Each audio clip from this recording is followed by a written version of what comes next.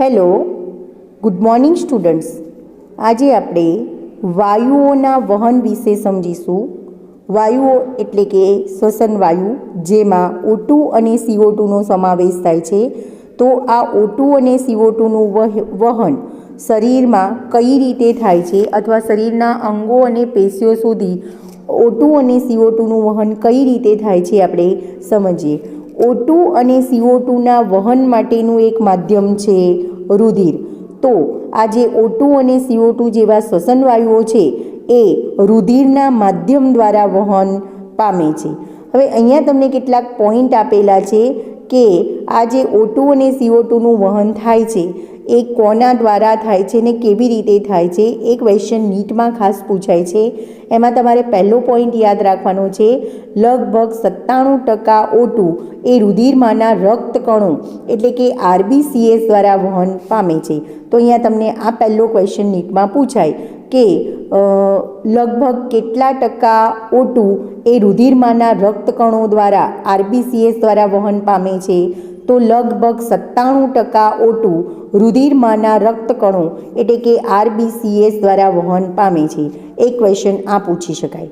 ત્યાર પછી આપણે બીજા ક્વેશ્ચનની જો વાત કરીએ તો બીજો પોઈન્ટ તમને આપેલો છે, બાકીના જે 97% O2 એ રુધિરના રક્તકણ દ્વારા વહન પામે છે. તો બાકીના જે 3% O2 છે એ બાકીના 3% O2નું વહન એ રુધિર રસ દ્વારા થાય છે અને એ પણ દ્રાવ્ય અવસ્થામાં. તો આ પોઈન્ટ પણ યાદ રાખજો, જે પણ નીટમાં તમને પૂછી શકાય. 3% કેટલા ટકા O2નું વહન રુધિર રસ દ્વારા દ્રાવ્ય અવસ્થામાં થાય છે એટલે કે દ્રાવ્ય સ્વરૂપમાં થાય છે. તો 3% O2નું વહન રુધિર રસ દ્વારા દ્રાવ્ય અવસ્થામાં થાય છે. મતલબ કે 100% O2માંથી 97% O2નું વહન રુધિરમાંના રક્તકણ દ્વારા થશે અને બાકીના 3% O2નું વહન એ રુધિર રસ દ્વારા દ્રાવ્ય સ્વરૂપમાં થશે. આ બંને ક્વેશ્ચન નીટમાં પૂછી શકાય. હવે CO2ની જો આપણે વાત કરીએ તો આશરે 20-25% જેટલો જે CO2 છે એ CO2 રક્તકણ દ્વારા વહન પામે છે. આશરે 20-25% જેટલો CO2 એ 20-25% જેટલો CO2 એ રક્તકણ દ્વારા વહન પામશે, જ્યારે 70% જેટલો CO2 એ બાયકાર્બોનેટ સ્વરૂપે વહન પામે છે અને 7% CO2 એ રુધિર રસ દ્વારા દ્રાવ્ય અવસ્થામાં વહન પામે છે. તો ફરીથી યાદ રાખજો, CO2નું વહન જે 100% CO2નું જે વહન છે એ કઈ રીતે થાય છે. આશરે 20-25% CO2નું વહન રક્તકણ દ્વારા થાય છે, એટલે કે આશરે 20-25% CO2 રક્તકણ દ્વારા વહન પામે છે. 70% CO2 એ બાયકાર્બોનેટ સ્વરૂપે વહન પામે છે અને 7% CO2 એ રુધિર રસ દ્વારા દ્રાવ્ય અવસ્થામાં વહન પામે છે. તો આ 5 અહીંયાથી તમારે 5 ક્વેશ્ચન નીકળશે. 5 ક્વેશ્ચન અગત્યના છે કે કેટલા ટકા O2 એ રક્તકણો દ્વારા વહન પામે છે, આશરે 97%. કેટલા ટકા O2 રુધિર રસ દ્વારા વહન પામે છે, તો આશરે 3%. પછી ત્રીજો ક્વેશ્ચન થશે, કેટલા ટકા CO2 એ રક્તકણો દ્વારા વહન પામે છે, તો આશરે 20-25%. કેટલા ટકા CO2 એ બાયકાર્બોનેટ સ્વરૂપે વહન પામે છે, તો આશરે 70%. અને કેટલા ટકા CO2 રુધિર રસ દ્વારા દ્રાવ્ય અવસ્થામાં વહન પામે છે, તો આશરે 7%. ટોટલ તમને 5 ક્વેશ્ચન નીટમાં અહીંયાથી MCQમાં પૂછી શકાય. હવે આગળ આપણે વાત કરીએ છીએ કે આ ઓક્સિજનનું વહન કઈ રીતે થાય છે. બરાબર, નીટ માટે અગત્યનો ક્વેશ્ચન છે, તમારે યાદ રાખવાનો છે. હવે પછીનો પોઈન્ટ આપણે સમજીએ છીએ કે ઓક્સિજનનું વહન કઈ રીતે થાય છે. Transport of oxygen. રક્તકણમાં લાલ રંગનું શ્વસનરંજક દ્રવ્ય આવેલું હોય છે, જેને હિમોગ્લોબિન તરીકે ઓળખવામાં આવે છે. તમને ખ્યાલ જ છે, રક્તકણમાં લાલ રંગનું આયર્ન ધરાવતું રંજક કણ આવેલું હોય છે, જેને હિમોગ્લોબિન તરીકે ઓળખવામાં આવે છે. હવે O2 જે છે એ O2 પ્રતિવર્તી રીતે હિમોગ્લોબિન સાથે જોડાઈ અને ઓક્સી હિમોગ્લોબિન બનાવે છે. ફરીથી યાદ રાખજો કે રક્તકણમાં લાલ રંગનું આયર્ન ધરાવતું રંજક દ્રવ્ય આવેલું હોય છે, જેને હિમોગ્લોબિન તરીકે ઓળખવામાં આવે છે. બધાને ખ્યાલ છે, રક્તકણમાં લાલ રંગનું રંજક દ્રવ્ય, લાલ રંગનું આયર્ન ધરાવતું રંજક દ્રવ્ય આવેલું હોય છે, જેને હિમોગ્લોબિન તરીકે ઓળખવામાં આવે છે. અને આ હિમોગ્લોબિન સાથે O2 એ પ્રતિવર્તી રીતે જોડાય છે, જોડાઈ પણ શકે છે અને એ વિયોજન પણ પામી શકે છે. તો ઓક્સિજન એટલે કે O2 એ હિમોગ્લોબિન સાથે પ્રતિવર્તી રીતે જોડાઈ અને ઓક્સી હિમોગ્લોબિન બનાવે છે. ફરીથી યાદ રાખજો, O2 એ પ્રતિવર્તી એટલે કે રિવર્સિબલ રીતે જોડાઈ, હિમોગ્લોબિન સાથે જોડાઈ અને ઓક્સી હિમોગ્લોબિન બનાવે છે. એટલે પહેલું તો રુધિરનું ડાયરેક્ટ વહન થશે નહીં.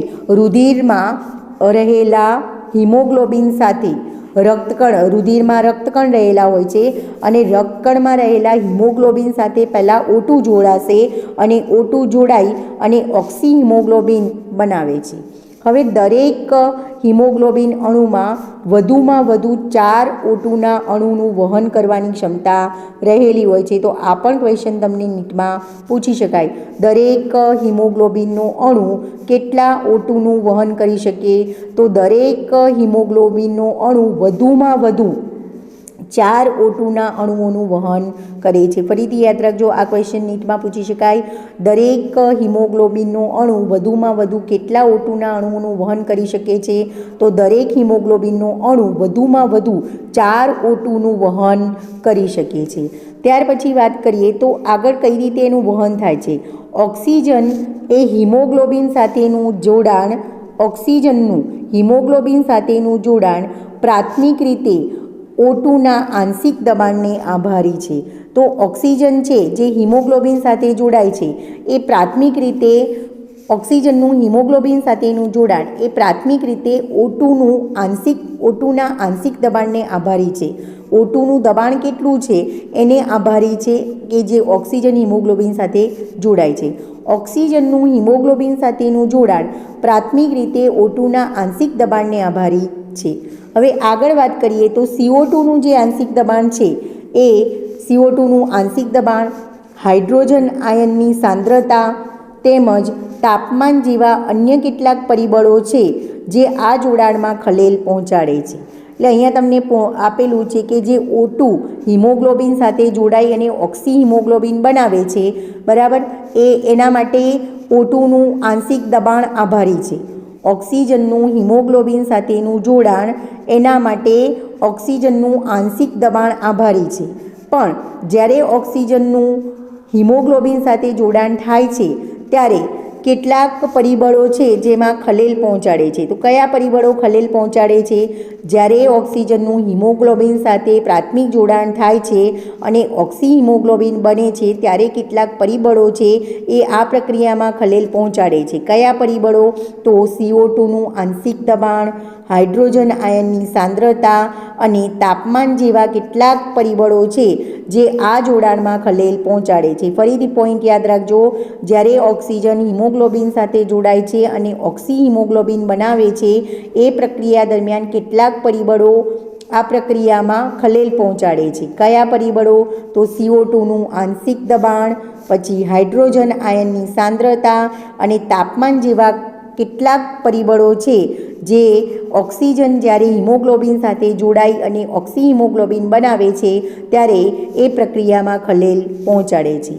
ત્યાર પછીનો પોઈન્ટ તમને આપેલો છે, હિમોગ્લોબિનની O2 સાથેની સંતૃપ્ત ટકાવારીને PO2ની સામે આલેખિત કરતા સિગ્મોઇડ વક્ર મળે છે.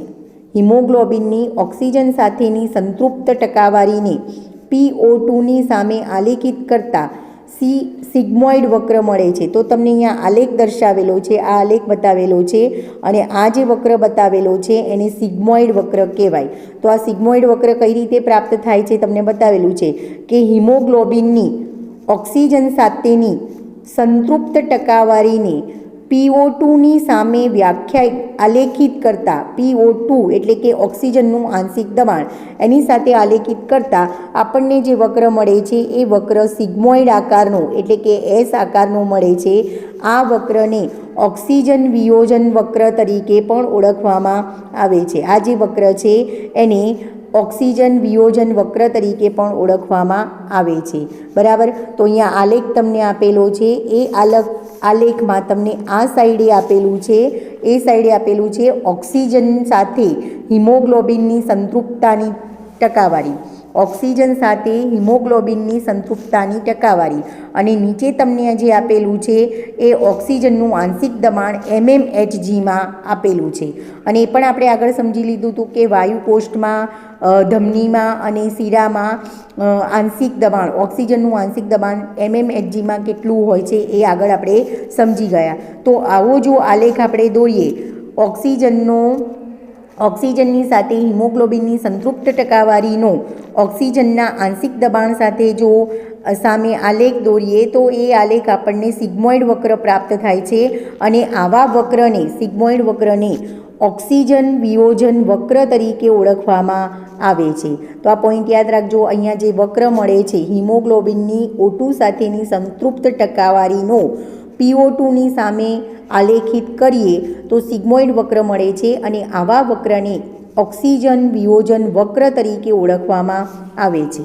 હવે આગળના પોઈન્ટની આપણે વાત કરીએ તો હિમોગ્લોબિનના O2 સાથેના જોડાણને પ્રભાવિત કરતા PCO2 એટલે કે કાર્બન ડાયોક્સાઇડનું આંશિક દબાણ, H+ની સાંદ્રતા વગેરે જેવા પરિબળોની અસરના અભ્યાસમાં ખૂબ જ ઉપયોગી છે.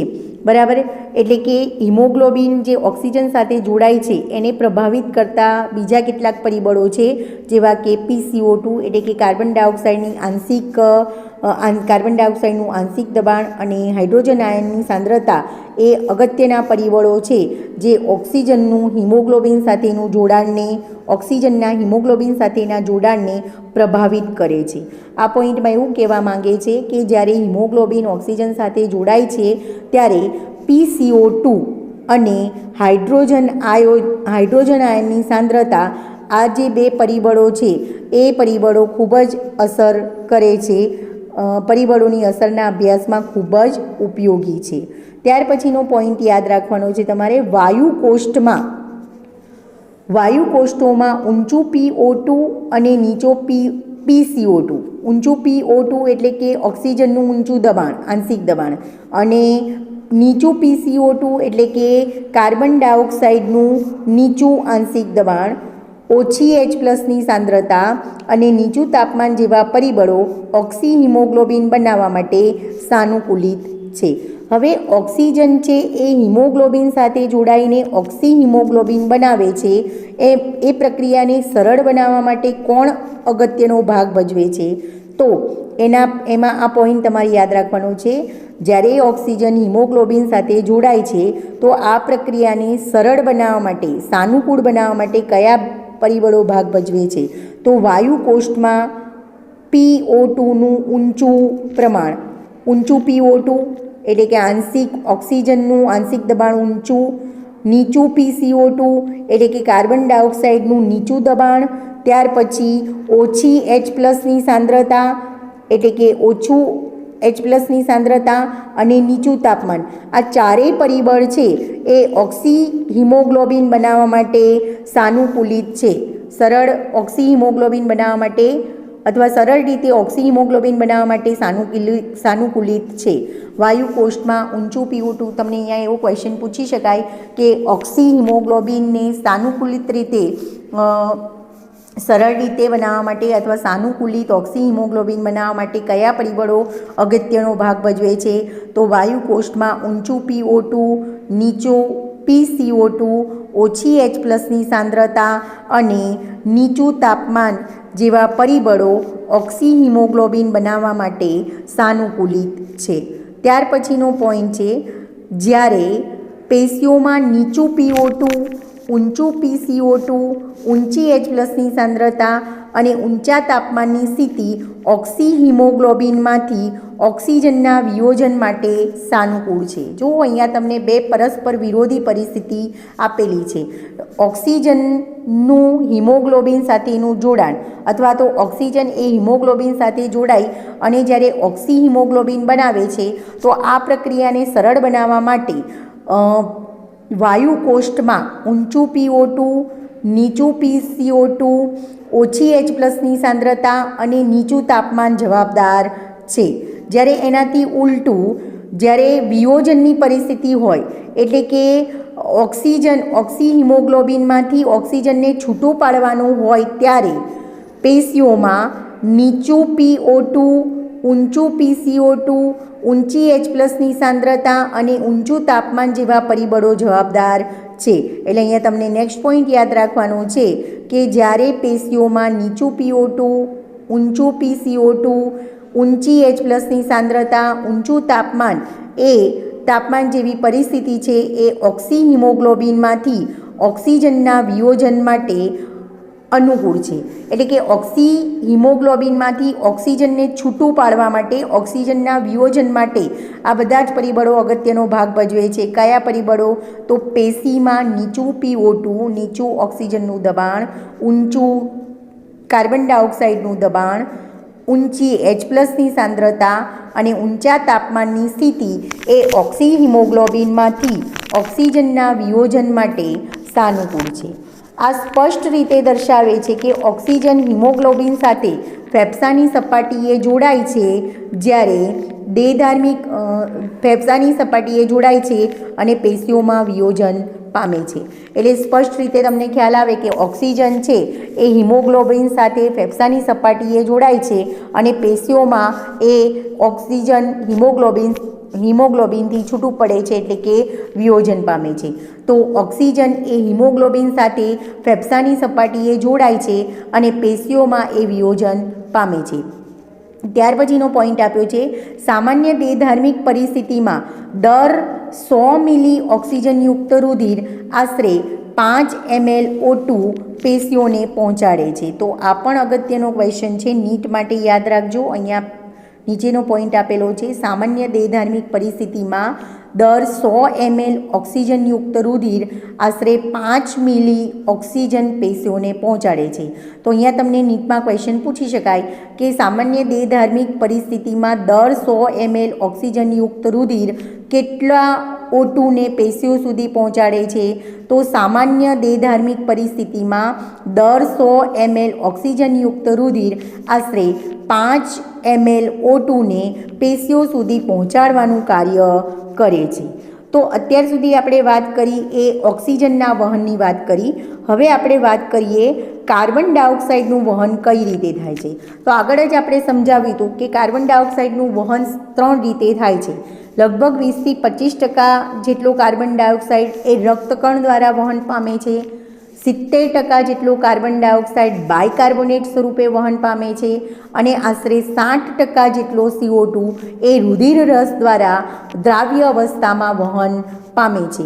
તો આ કાર્બન ડાયોક્સાઇડનું વહન કઈ રીતે થાય છે એની આપણે વાત કરીએ. તો એમાં પહેલો પોઈન્ટ તમને આપેલો છે કે CO2 હિમોગ્લોબિન દ્વારા કાર્બોમિનો હિમોગ્લોબિન સ્વરૂપે વહન પામે છે. CO2 હિમોગ્લોબિન સાથે જોડાઈ કાર્બોમિનો હિમોગ્લોબિન સ્વરૂપે વહન પામે છે આશરે 20 થી 25%. તો અહીંયા તમને ક્વેશ્ચન પૂછી શકાય કે આશરે કેટલા ટકા CO2 એ કાર્બોમિનો હિમોગ્લોબિન સ્વરૂપે વહન પામે છે? તો આશરે 20 આ ક્વેશ્ચન તમને નીટમાં પૂછી શકાય. આશરે કેટલા ટકા CO2 કાર્બોમિનો હિમોગ્લોબિન સ્વરૂપે વહન પામે છે? તો CO2 હિમોગ્લોબિન દ્વારા કાર્બોમિનો હિમોગ્લોબિન સ્વરૂપે આશરે 20 થી 25% જેટલા વહન પામે છે. બરાબર. આ જોડાણ CO2ના આંશિક દબાણ સાથે સંબંધિત છે. એટલે કે CO2નું આંશિક દબાણ કેટલું છે એના આધારે CO2 એ હિમોગ્લોબિન સાથે જોડાઈ કાર્બોમિનો હિમોગ્લોબિન બનાવે છે. એટલે કે CO2 હિમોગ્લોબિન સાથે જોડાઈ કાર્બોહિમોગ્લોબિન બનાવે છે. એના માટે CO2નું આંશિક દબાણ જવાબદાર છે. PO2 એ જોડાણને અસર કરતું મુખ્ય પરિબળ છે, એટલે કે ઓક્સિજનનું જે આંશિક દબાણ છે એ આ જોડાણને અસર કરતું મહત્ત્વનું પરિબળ છે. તો લગભગ 20થી 25% CO2નું વહન કાર્બોમિનો હિમોગ્લોબિન સ્વરૂપે થાય છે, અને જ્યારે CO2 હિમોગ્લોબિન સાથે જોડાય છે ત્યારે PO2 એટલે કે ઓક્સિજનનું આંશિક દબાણ આ જોડાણને અસર કરે છે. આગળ આપણે વાત કરી કે કાર્બન ડાયોક્સાઇડ એ હિમોગ્લોબિન સાથે જોડાઈ અને કાર્બોમિનો હિમોગ્લોબિન સ્વરૂપે વહન પામે છે, અને આશરે લગભગ 20થી 25% કાર્બન ડાયોક્સાઇડ એ કાર્બોમિનો હિમોગ્લોબિન સ્વરૂપે વહન પામે છે. હવે નેક્સ્ટ પોઈન્ટ એમાં છે કે જ્યારે પેશીઓમાં PCO2 વધુ અને PO2 ઓછું હોય ત્યારે કાર્બન ડાયોક્સાઇડનું જોડાણ વધુ, પરંતુ જ્યારે વાયુકોષ્ઠમાં PCO2 ઓછું અને PO2 વધુ હોય ત્યારે CO2નું કાર્બોમિનો હિમોગ્લોબિનમાંથી વિયોજન થાય છે. હવે કેવી રીતે કાર્બન ડાયોક્સાઇડ એ હિમોગ્લોબિન સાથે જોડાય છે એ તમને આપેલું છે કે જ્યારે પેશીમાં, આપણે પેશીની વાત કરીએ છીએ કારણ કે પેશીમાંથી કાર્બન ડાયોક્સાઇડ હિમોગ્લોબિન સાથે જોડાય છે અને રુધિર દ્વારા વહન પામે છે. તો પેશીઓમાં PCO2 વધુ હોય અને PO2 ઓછું હોય, એટલે કે કાર્બન ડાયોક્સાઇડનું આંશિક દબાણ વધુ હોય અને ઓક્સિજનનું આંશિક દબાણ ઓછું હોય ત્યારે કાર્બન ડાયોક્સાઇડનું જોડાણ વધુ થાય છે. બરાબર, એટલે કે એમ કહી શકાય કે જ્યારે પેશીમાં PCO2 વધુ હોય, PO2 ઓછું હોય ત્યારે કાર્બન ડાયોક્સાઇડ એટલે કે CO2 હિમોગ્લોબિન સાથે વધુ પ્રમાણમાં જોડાય છે. અને એનાથી ઉલટી પરિસ્થિતિ, જ્યારે વાયુકોષ્ઠમાં PCO2 ઓછું, PO2 વધુ હોય ત્યારે CO2નું કાર્બોમિનો હિમોગ્લોબિનમાંથી વિયોજન થાય છે. તો ફરીથી અહીંયા જેમ આપણે ઓક્સિજનમાં સમજ્યા કે ઓક્સિજન છે હિમોગ્લોબિન સાથે પ્રતિવર્તી રીતે જોડાય છે, એટલે કે ફેફસાની સપાટીએ જોડાણ થાય છે અને પેશીઓની સપાટીમાં એનું વિયોજન થાય છે ઓક્સી હિમોગ્લોબિનમાંથી. તો એ જ રીતે કાર્બન ડાયોક્સાઇડ એ પેશીઓની સપાટીમાં કાર્બન ડાયોક્સાઇડ એ હિમોગ્લોબિન સાથે જોડાશે અને વાયુકોષની સપાટીએથી એ હિમોગ્લોબિન કાર્બન ડાયોક્સાઇડ હિમોગ્લોબિનમાંથી વિયોજન પામે છે, એટલે કે કાર્બોમિનો હિમોગ્લોબિનમાંથી વિયોજન પામે છે. તો આ પોઈન્ટ અગત્યનો છે, યાદ રાખજો. જ્યારે પેશીમાં PCO2 વધારે હોય, PO2 ઓછું હોય ત્યારે કાર્બન ડાયોક્સાઇડ એટલે કે CO2 એ હિમોગ્લોબિન સાથે જોડાય છે. એનાથી ઉલટું, જ્યારે વાયુકોષ્ઠમાં PCO2 ઓછું અને PO2 વધુ હોય ત્યારે CO2નું કાર્બોમિનો હિમોગ્લોબિનમાંથી વિયોજન થાય છે.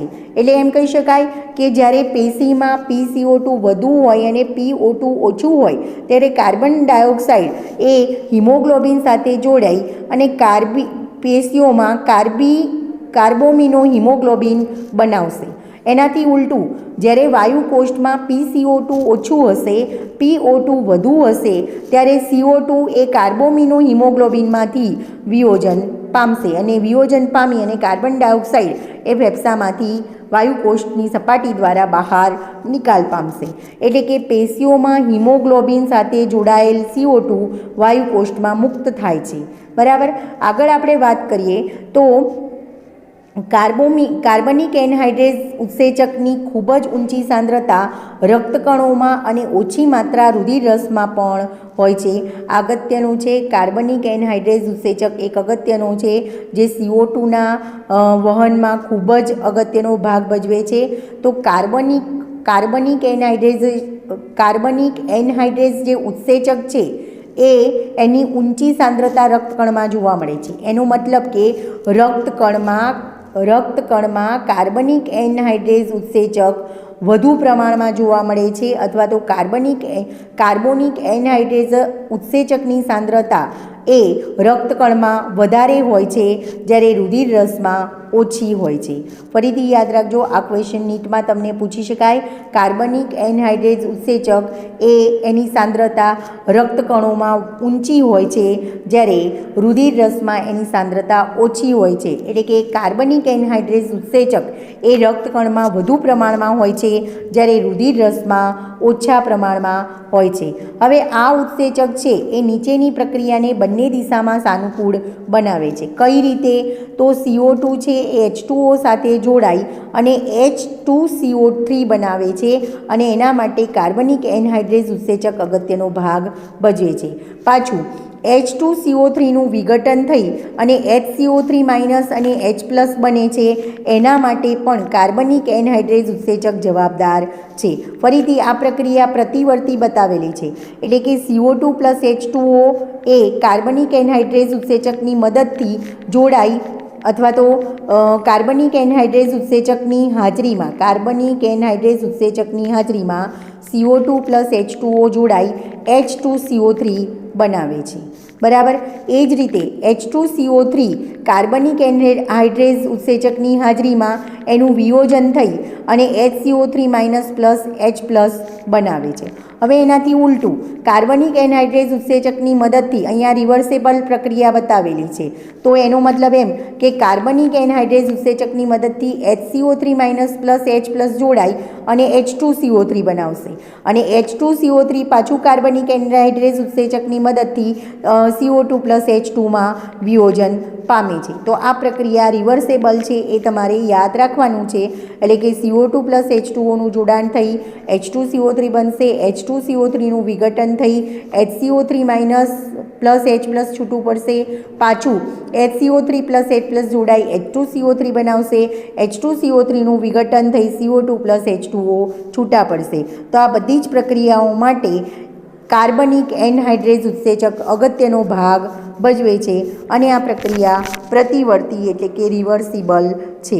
આગળ વાત કરીએ તો પેશી સ્તરે અપચયની ક્રિયાના કારણે CO2નું આંશિક દબાણ ઊંચું હોય છે. અપચયની ક્રિયા એટલે શ્વસનની ક્રિયા. તો પેશી સ્તરે અપચયની ક્રિયાને કારણે CO2નું આંશિક દબાણ ઊંચું હોય છે, તેથી CO2 એ રક્તકણ અને રુધિર રસમાં પ્રસરણ પામે છે.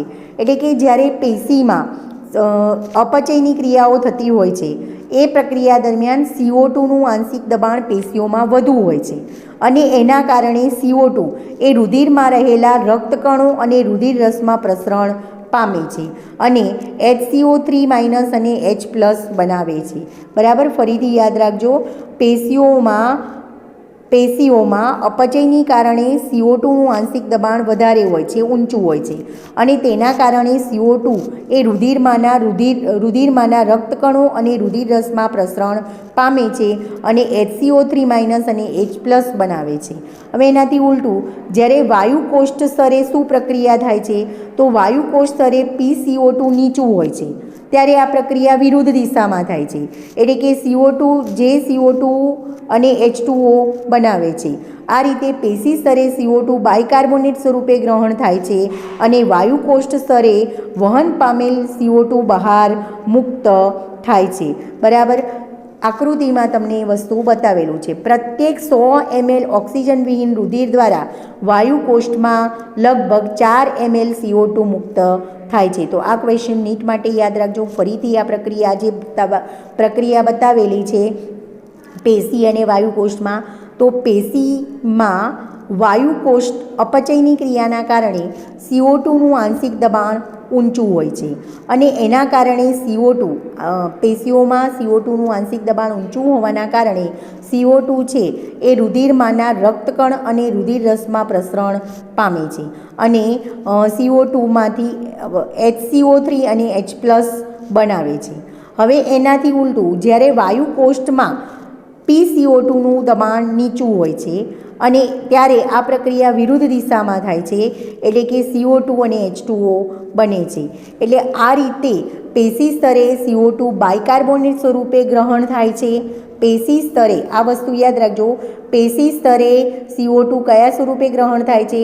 તો પેશી સ્તરે CO2 બાયકાર્બોનેટ સ્વરૂપે ગ્રહણ થાય છે અને વાયુ કોષ્ઠ સ્તરે વહન પામેલ CO2 બહારની તરફ મુક્ત થાય છે.